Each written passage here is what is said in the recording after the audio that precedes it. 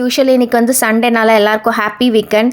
இன்றைக்கி வந்து உங்களுக்காக மட்டன் லிவர் ஃப்ரை செஞ்சுருக்கேன். ஆக்சுவலி இது வந்து ரொம்ப நல்லா ப்ரோட்டீன் அதிகமாக இருக்கிறதுனால, விட்டமின்ஸ் அதிகமாக இருக்கிறதுனால இம்யூனிட்டியை நல்லா என்ஹான்ஸ் பண்ணும். யாருக்கெல்லாம் ஹீமோக்ளோபின் லெவல் கம்மியாக இருக்கோ வாரத்துக்கு ஒரு வாட்டி இது எடுத்துக்கோங்க. நல்ல ஹீமோக்ளோபின் ரைஸ் ஆகும்.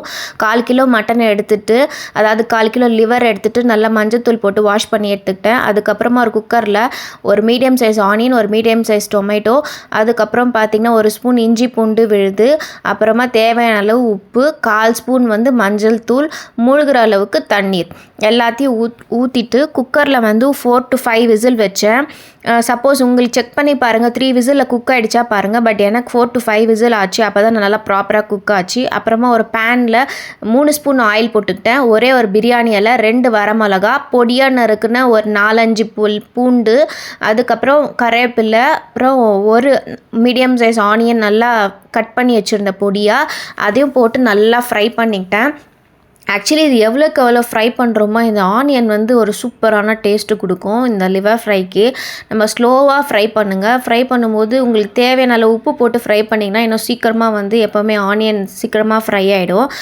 நீங்கள் வந்து மட்டன் லிவர் பண்ணும்போது பார்த்திங்கன்னா நல்லா குக் பண்ணி சாப்பிடுங்க. சில பேர் என்ன பண்ணுவாங்க, கொஞ்சம் கெட்டியாக இருக்கணும்னு சொல்லிட்டு குக் பண்ணுற லெவல் வந்து கம்மி பண்ணிவிடுவாங்க.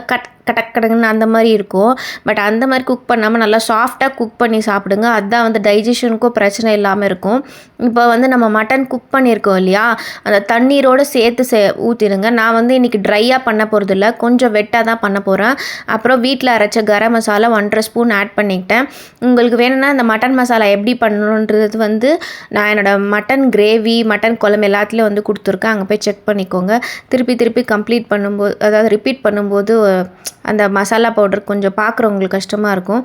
அப்புறமா ஒரு 1/4 டீஸ்பூன் வந்து பெப்பர் பவுடர் ஆட் பண்ணிக்கிட்டேன். உங்களுக்கு தேவையான அளவு பெப்பர் பவுடர் ரொம்ப காரமாக இருந்துச்சுன்னா பெப்பர் பவுடர் ஸ்கிப் பண்ணிட்டாங்க. பட் பெப்பர் பவுடர் ஆட் பண்ணும்போது மட்டும்தான் இது வந்து சூப்பராக டேஸ்ட் இருக்கும்.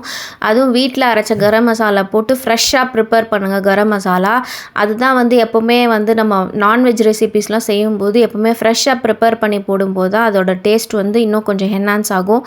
இப்போ வந்து நான் நல்லா 15 நிமிஷம் லோ ஃப்ளேமில் வச்சு குக் பண்ணதுக்கப்புறம் பாருங்கள், ஆயிலெலாம் வந்து சூப்பராக வந்து மேலே பிரிஞ்சு வந்துருச்சு.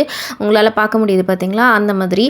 அப்புறமா நல்லா 10 நிமிஷம் வச்சதுக்கப்புறம் பொடியாக நறுக்குன கொத்தமல்லி போட்டுட்டு ஒரு 5 நிமிஷம் திருப்பி விட்டிங்கன்னா சூப்பரான லிவர் ஃப்ரை.